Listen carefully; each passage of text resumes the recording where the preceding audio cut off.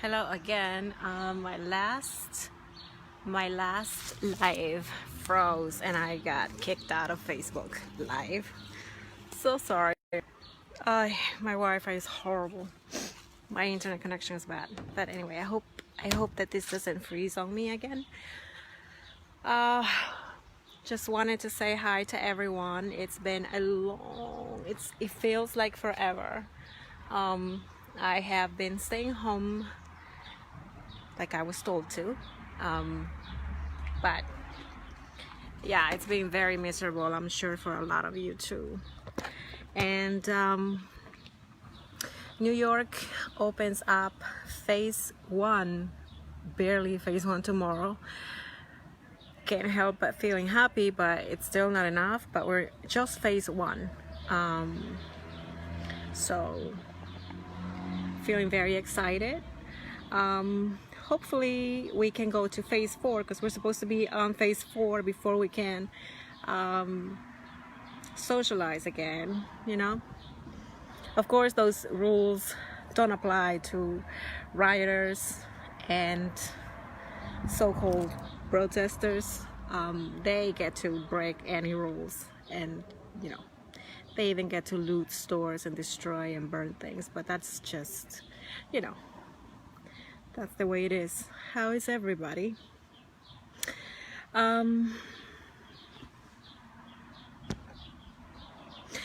Sorry, my last live got cut short. Hi Norman. Hi Alex. Hi Aaron. Do as they say. Yeah. Bullshit. Yeah. Anyway, so I'm in the New York metropolitan area. Not exactly sure where you guys are watching me from, but over here in the East Coast is very sad. The way that our governors have handled the pandemic, the so-called public health crisis. I'm not sure if you guys can hear me well. Let me just make sure my volume is up. So it's been very disappointing the way that our governors handle the pandemic. Even up until now, in New York and in New Jersey as well, you are required to wear a mask. There is no choice. You have to wear a mask.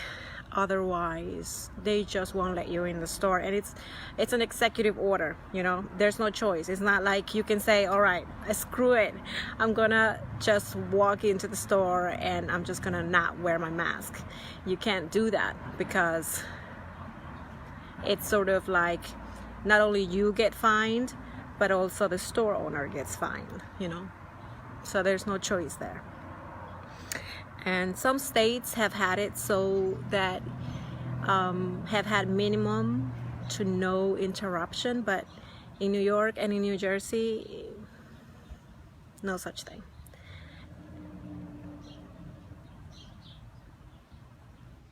Hi Neil. Hello. Hi dear Lee. Junior Paul. Hello. Yeah, California is just as bad, I hear. Hi Timothy. Hi Carol.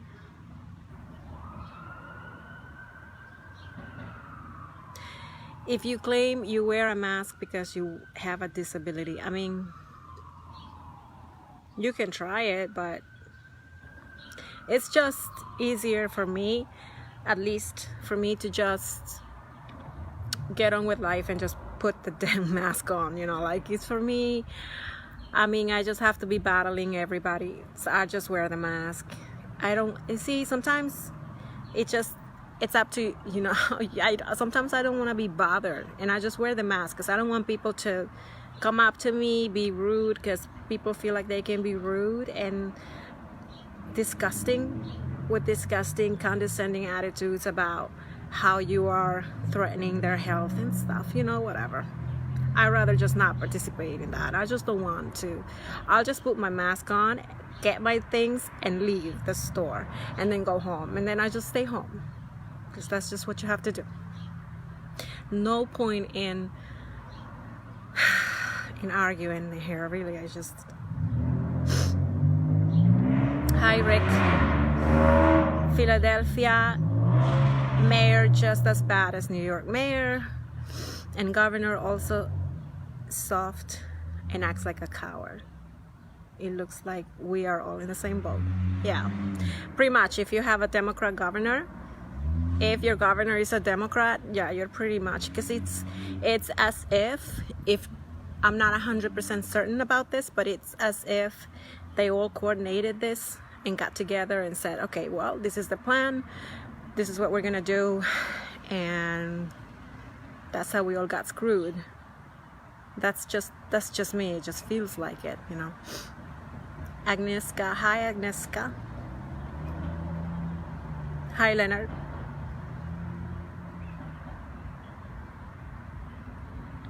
Hi Kevin. Hi Deborah.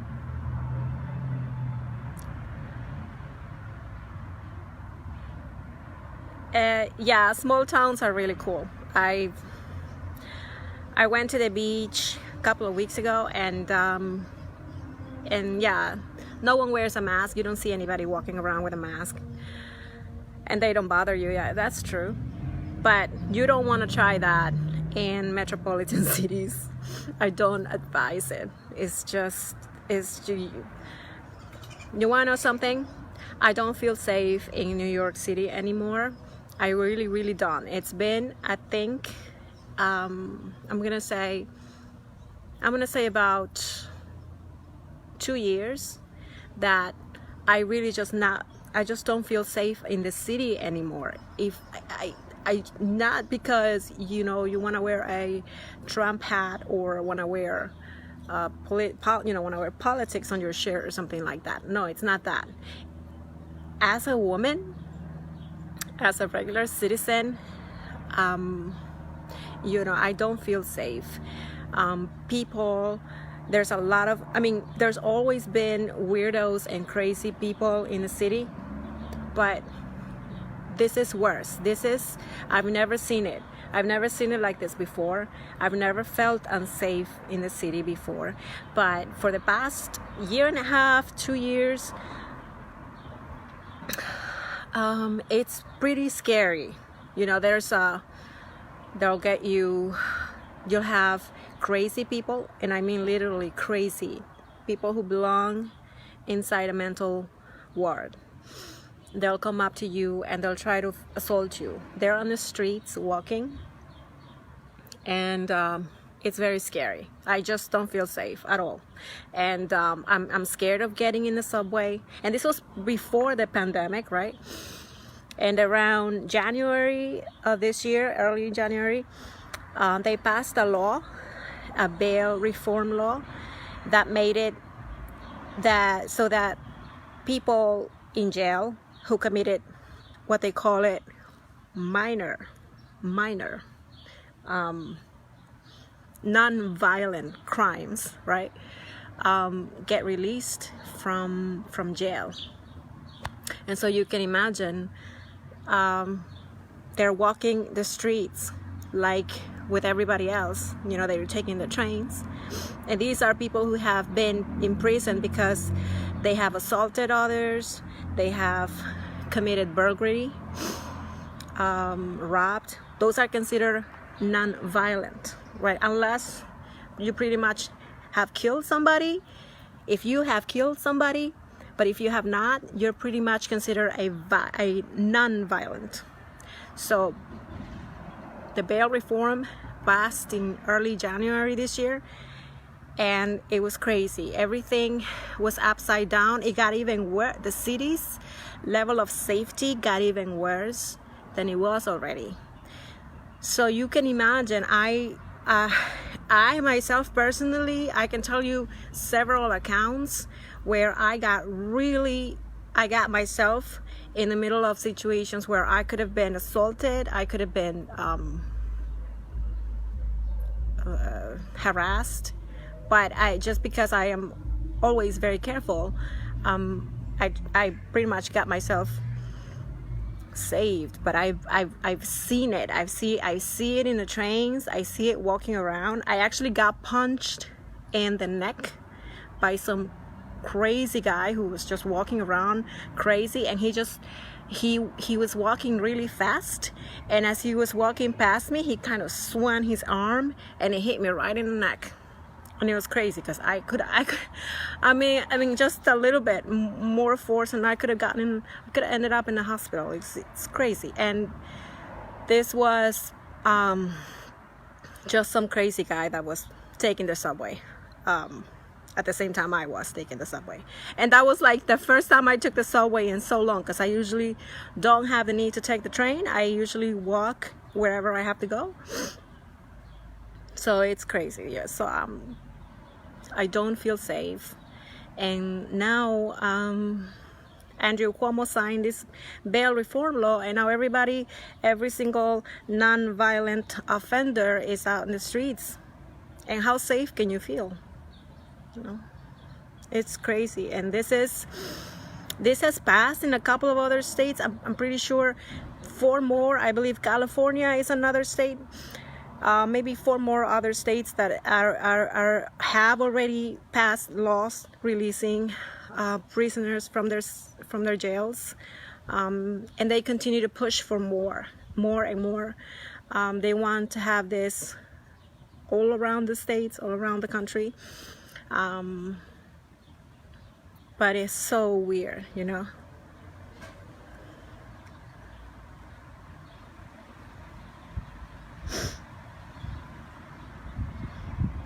Hi, Galucci.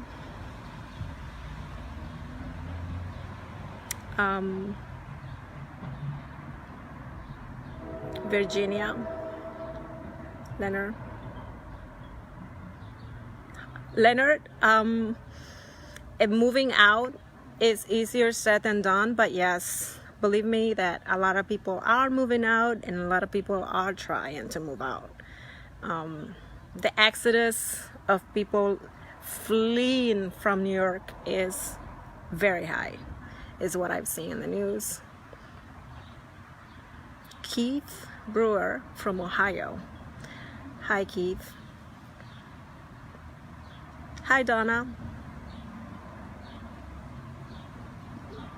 Paul McDaniel. It's an act of war. Players are being traced. I don't know what you mean by that, but it is very convenient that just as these violent offenders got released from jails in early January, and the pandemic hitting the streets in mid-March, it is so convenient because all of a sudden everyone is ordered to stay home. And if you remember in the beginning of the in the beginning of March, when the pandemic, when the lockdown started, everybody was staying home, but not the criminals.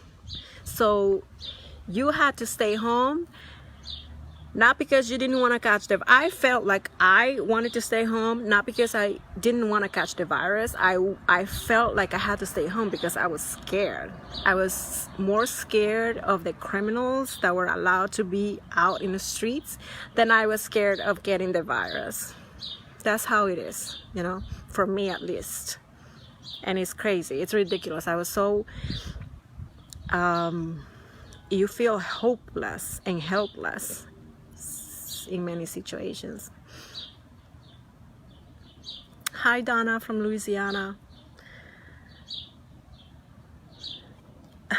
No woman should ever feel uncomfortable. Well, it's bad. It's bad. Hi, Emmanuel. Bible says a time of lawlessness. Bring your family to Indiana.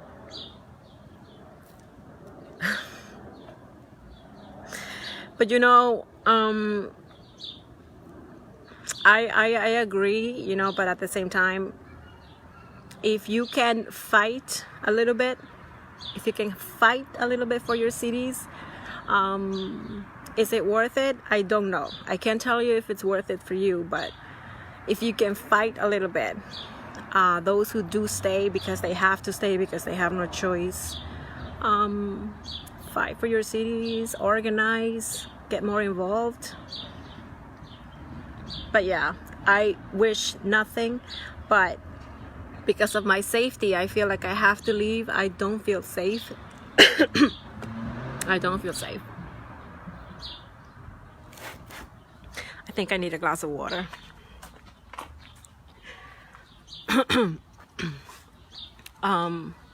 Anyway, I don't want to take up any much more of this time for this live, so I'm gonna sign up. But it was really nice to see you all and to talk to you. Thank you for watching, and thank you for commenting. I appreciate it. And I can't believe it, but we're really with June, July, August, September, October. We're like 5 months away. Okay, and it's the most, I mean, if 2016 was the most important election, I have the feeling like every single election is always the most important, but it's true. And no other election is most important than the one that's coming up in November. And I just need to pull it together because I'm confident that Donald Trump is going to be great, but I'm not confident that everything is going to be easy. I'm not confident that it's going to be an easy election. So I think that we all have to work really, really, really hard, and harder than ever, to make sure that he does get reelected. And that's one of the reasons why I am making this live now, and why I'm gonna start making more lives. Just because I wanna do my part in keeping people engaged, and if I can do something, I'm gonna do it. Just as simple. Jimmy Newsom, the left destroys everything they touch.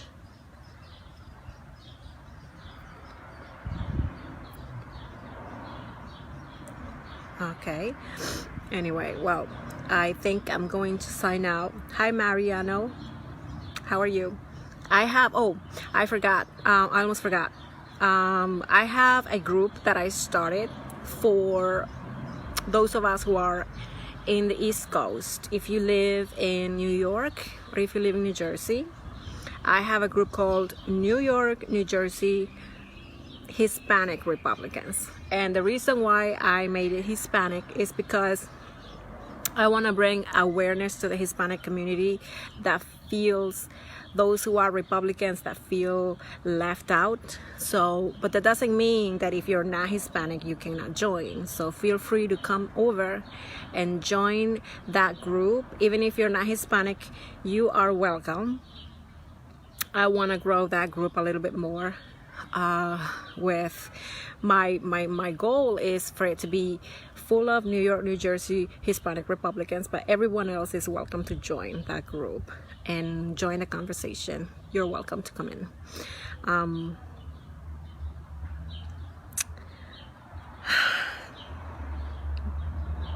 Anyway, so that's my group right there. So help me join it, and invite your friends if you know your Hispanic Republican friends from anywhere. Join that group.